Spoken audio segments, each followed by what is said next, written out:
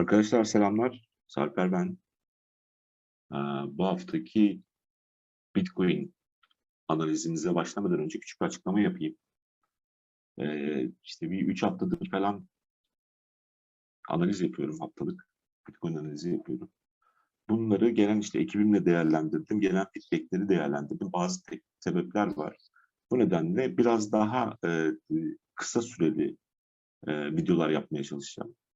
İşte 10 dakika, 20 dakika arası zaman alan. Çünkü gelen talepler doğrultusunda İngilizce altyazı eklemem gerekiyor. Ve bunun için bir otomatik program bulduk. Fakat bu çok uzun olduğunda çalışmıyor. Aynı zamanda çok detaya girip sizi de sıkmak istemiyorum aslında. Bu açıklamayı yaptıktan sonra haftalık değerlendirmeye geçeyim. Şimdi arkadaşlar önce şu bilgilendirme yapayım. Ben genelde büyük resme ve 4 saat ve üzeri resmi aslında. Bitfinex grafiğinden bakıyorum. Bunun iki sebebi var. Bir işlem yaptığım bir borsa, sevdiğim bir borsa. İkinci sebep de borsalar arası biliyorsunuz bazı farklar var. Fiyat farkları var. Benim kullandığım yönteme daha uygun olduğunu düşünüyorum. Siz de kendinize uygun borsayı bulup oradan ilerleyebilirsiniz. Şimdi haftalıktan gidelim. Şöyle yapalım. Aslında fiyat hala çok büyük bir mesafe kat etmemekle beraber işte son 3, şimdi 4. haftadır yeşil mumdayız. Bu pozitif bir durum ve aslında şuradan itibaren bunu konuştuğumuz için de bu dönemi fena analiz etmemiş görünüyoruz. MACD zaten erken uyarı sistemi olarak açık renkli kırmızıyı vermişti. RSI'da da yani ortalarda RSI 48'de ve hafif yukarı yönlü bir seyir var. RSI henüz yönünü tayin etmişti. Ama MACD'de hem erken uyarı sistemi olan histogramlar artı basmış durumda, yani pozitif basıyor, hem de aslında hareketli ortalamalarda bir düzelme var. Ama hala erken belirtiler bunlar. Yani bu hafta oluşacak, hatta bugün oluşacak bir mum bu manzarayı değiştirebilir. Bunu da unutmamak lazım. Haftalıkta şöyle bir durum var. Elit bir osilatör. Daha önce kısaca bahsetmiştim. İşte üçüncü dalgayı ve düzeltmeleri ve aslında uyumsuzluğu yakalayabildiğimiz, bunun için kullandığımız bir osilatör bu. Al vermiş haftalıkta. Yani küçük bir kırmızıdan sonra al vermiş. Bu kırmızı enteresan tabii. Kırmızıya düşmeden al verseydi daha pozitifti. Bu pozitif bir gelişme. Bir de şuna bakalım. RSI, MACD, volüm düşük. Bunu söyleyebilirim. Volümün düşük olduğunu söyleyebilirim. Kontrol edelim. Evet. Yani geçen haftaki volüm fena değilmiş ama buradan bir yukarı serüven için bu volümün artması lazım. Fena değil volüm. Bitfinex'te bu arada görecelidir. Bu volüm işine Bitfinex'ten bakmak mantıklı değil. Çünkü geçmişte çok buranın volümü ayırt ediciydi ama şimdi Binance'ın volümü daha ayırt edici olabilir. Günlüğe alıyorum grafiği. Yani aslında son 3 haftadır ya acaba bunun sonu geldi mi?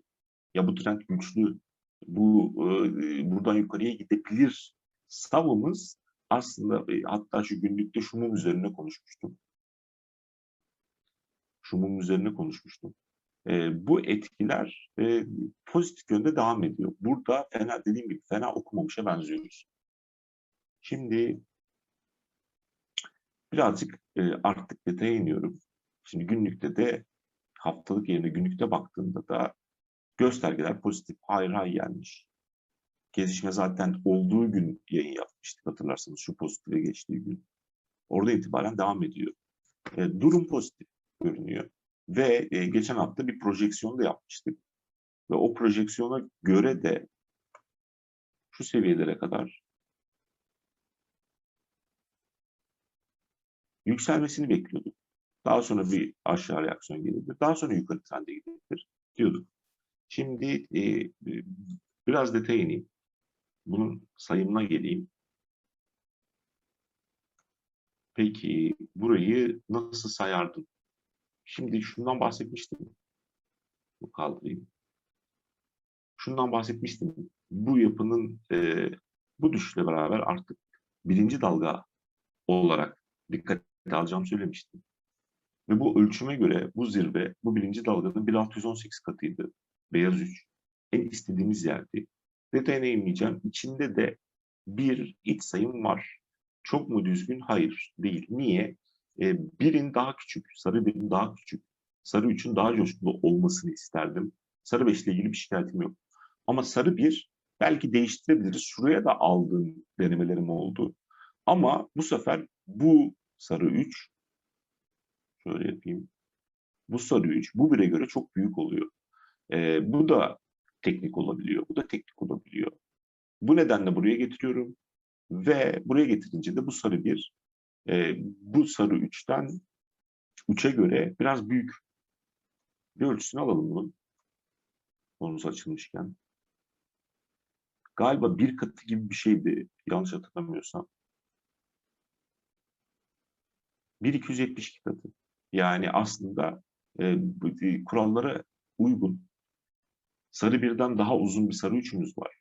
Sarı beşimiz de daha kısa. Ama yine de dediğim gibi öyle bir geometri durumu var.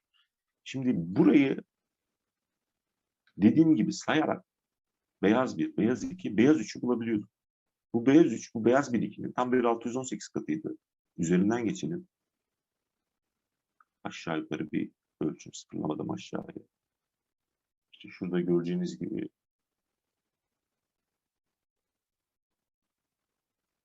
1,618 katını tiklemişti. Yani 3'te en beklediğimiz, 3. dalgada en beklediğimiz yerdeydi. Ve dahası sarı ve beyaz 2'den beyaz 3'e fip çektiğimde 4'ü en çok beklediğim yer 0,382-0,50 arasıdır demiştim ve orada kalmıştı fiyat. Yani bu hesaba göre 0,382 tiklemişiz. Şuradan tiklemişiz. Şimdi dolayısıyla elimizde çok uygun bir iki uygun değil. Fazla utangaç diyorum ben. Daha aşağıdan yukarıya gitmesi beklenirdi. Bu 1-2'ye göre yani bu 2 ekstrem ama bu 3 normal ekstrem değil. Hatta geçen yayınlarda ikilerin zor ikiler olduğunu da söylemiştim. Ve 1, 2, 3 şimdi bir 4 adayımız var. Peki 3'ten 4'e inecek bir senaryomuz var mı? Ona bakalım. Buna göre 1, 2, 3, 4, 5 ile sarı A, A, B, C ile bunda kendi içerisinde 1, 2, 3, 4, 5'i 1, 2, 3, 4, 5'i var.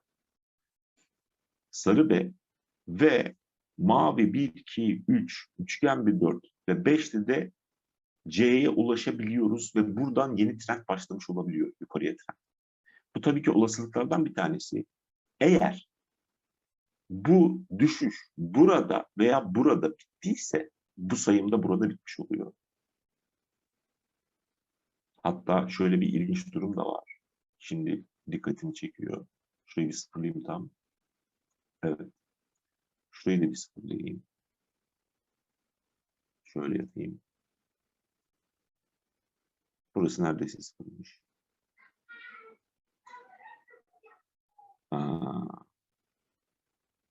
Lineerde de golden zone burası bu arada.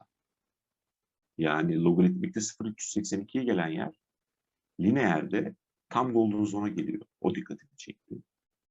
Şimdi tam burada bitmişse elimizde böyle bir sayım oluyor. Bu sayıma göre yani A, B, C düzeltmesi oluyor. Böyle bu düzeltmeyi bitirmiş oluyoruz bir zikzakla. Şimdi peki bu sayımları ispatlayabiliyor muyuz? Bunu da göstermiştim. Bu sarı A adayının boyunu alıp sarı B adayına projekte ettiğimde sarı C'nin tam 1,618 katına, şuranın tam 1,618 katı. Yani sarı C, sarı A'nın tam 1,618 katına geliyor. Çok istediğimiz ve beklediğimiz bir yer. Çok iyi. Gelelim bu durumda A biraz net, B net. Peki sarı C'nin içi nasıl olmalı? Bunu da saydığımda 1, 2, 3, 4, 5 ile bir mavi birimiz oluyor. Ve bu mavi birin boyunu alıp mavi 2'ye projekte ettiğimde mavi 3 adayının yine tam 1618 katı, mavi bir adayının 1618 katına geldiğini görüyorum. Bir üçgen dördümüz var. Şöyle yapayım, görünmüyor. Mavi 4. A, B, C, D, E diye. Ve aslında kısa bir mavi beşimiz var. Bu şekilde sayabiliyorum. 1, 2, 3, 4, şu 4 şurada ve 5 diye. Bir saate alayım. Daha net görünsün. Şu çizgiyi kaldırayım. Şimdi bu düzeltme burada bitmiş olabilir. Daha kompleks bir hale gelip tekrar buraları yoklayabilir. Başka bir şeylerle e, burada bu işin bittiğini, bitip bitmediğini anlamaya çalışıyorum şimdi. Şimdi önce şunu göstereyim. Daha önce göstermiştim. Bu yapı bu düşüş tutmuşa benziyor. VPVR açınca da oradaki volume'un yüksek olduğunu söylemiştim. Bakın hatta böyle olunca şu dönemdeki en yüksek volüm doğal olarak burada yaşanmış durumda. Yani yapısal olarak burası bir dip olabilir demiştik. Bu bir. VPVR'ı kapatıyorum. İki, şundan da bahsetmiştim. Burada bir algo oyunu var. Algoritmalar şu trende sarı A'ya fib çekip sarı B'den shortlamışlar demiştim. Yani sıfırlayamaya çalışıyorum. Ve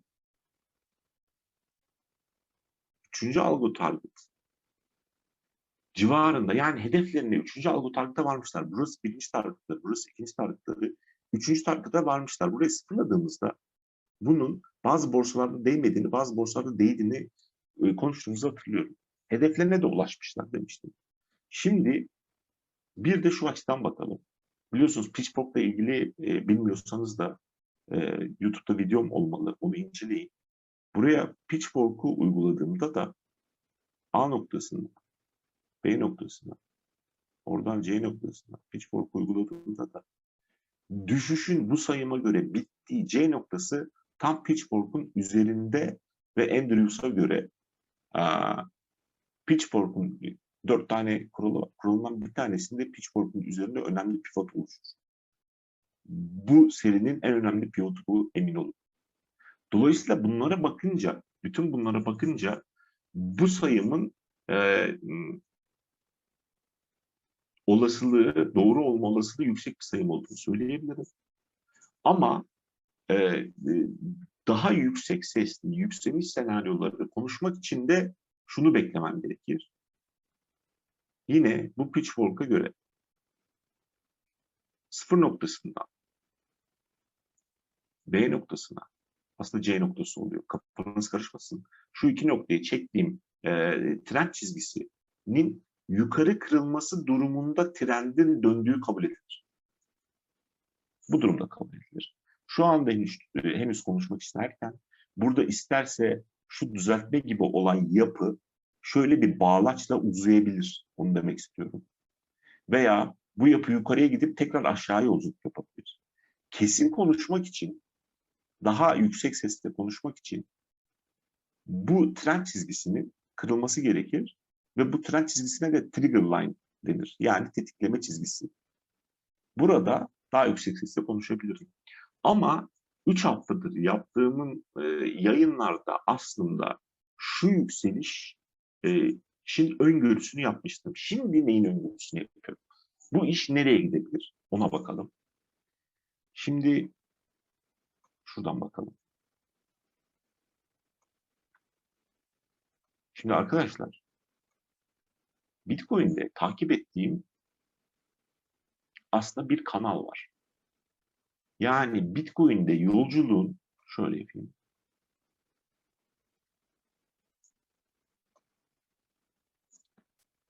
şu şekilde devam edeceğini düşünüyorum. İki olasılık var. İşte aşağı yukarı böyle bir kanal çektiğimde şu temaslar, şu duraksamalar, şu temaslar, hatta buradaki temas, hatta şimdi buralarda oyalanması, hatta şu temas, bu kanal için iyi aslında ipuçları bana göre. Başka bir olasılık daha var. Şuradan da bu hesap yapılabilir. Şuradan da yapabilirsiniz. Şu fitilleri, iki fitili aşırılık sayıp şöyle de yapabilirsiniz. Biraz değişiyor. Şu dokunuşlar daha iyi hale geliyor. Şu dokunuşlar daha iyi hale geliyor. Şimdi bu geometri, bu su nereye akar sorusuna şu cevabı veriyor. Ya bu su bunun üstünü yoklar diyebiliyorum. Uzun vadede bakın haftalık grafik. Her çubuk bir hafta. Ama ben bu olasılığı bir süredir konuşuyorum. Öyle söyleyeyim. Yani işte toplumumuzdaki arkadaşlar biliyorlar. Ve aslında bununla ilgili de şeyim bir taraftan. Şunun da farkındayım. Bir örnek göstereceğim size. Şuradan göstereyim örneği. Okey. Bakın bir şey göstereceğim. Şimdi aslında o kanalla bu kanal arasında bence geometrik olarak çok az fark var. Şu kanal arasında. Ve fiyat buralardayken ben bu kanalı da çiziyordum. Yine toplumumuzdaki arkadaşlar biliyorlar. Bunun üstünde durmadı bu fiyat. Yani aynı senaryo bu BNB. Aynı senaryo Bitcoin'de konuşulursa çok başka bir şeyden bile gerçekleşirse çok başka bir şey bile oluşabilir. Bunun da farkındayım bu arada. Böyle olacak demiyorum. Bu da oldukça teknik. Logaritmik olunca bu şekilde bakabiliyorum büyük resme. Yine haftalık grafik. Şöyle bir şey yapalım. Sonra da bitireyim yayını. Bunu kopyaladım. Şuraya yapıştırayım. Şöyle. Biraz ölçeğini küçültelim. Tamam, okey. Şu mesafeyi alayım. Şu mesafeyi.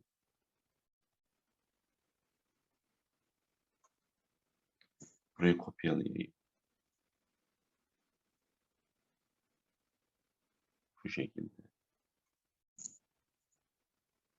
Logaritmik olduğu için bunları yapmak zorunda kalıyorum. Şuraya koyayım. Daha sonra bunu getireyim. Şunun üstüne koyayım. Şuraya. Yani şunu demek istiyorum. Yaklaşık bu kanal boyu kadar gitmiş. Şöyle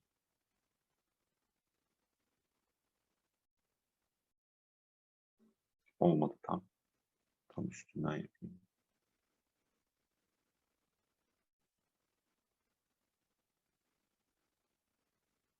Aşağı. Bu kanal boyu bir bu kadar daha neredeyse yukarıya gitmiş. Tam sıfırlayarak yaptım.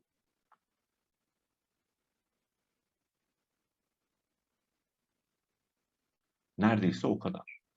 Dolayısıyla bu manzarayı da biliyorum. Ve Bitcoin'de şunu beklerken, şunu takip ederken üst bandı BNB'de yaşananların da farkındayım. Bir bu kanal daha yukarıya gitmişti. Yani şuralar falan inanılmaz rakamlar çıkıyor. Telaffuz etmeye korkuyorum. Ama yaşanan bir örnek var. Yani hepimiz gördük bu örneği. Son bir sene içerisinde. Bunun da farkındayım. Beklediğimde uzun dönemde böyle bir koşu şimdiye kadar ki sinyaller dikkate alındı. Arkadaşlar bu hafta anlatacaklarım bu kadar. Biraz da tahmin ettiğimden planladığımdan uzun bir yayın oldu. Haftaya görüşmek üzere. Hoşça kalın.